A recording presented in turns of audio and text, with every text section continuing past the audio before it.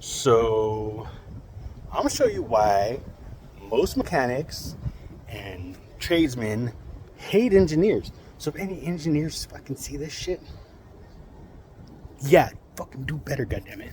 Okay, so you see this little fucking part? This is the evap control something or other. Okay, let me show you where I literally pull the fucking whole fender off because this fender well has no bolts to hold it on. It's just fucking clips, but it sits back here. Yeah, I see that hose right there.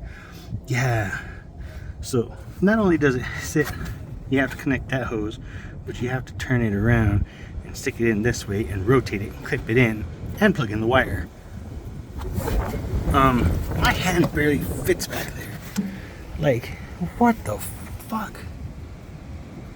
Come on, Jeep.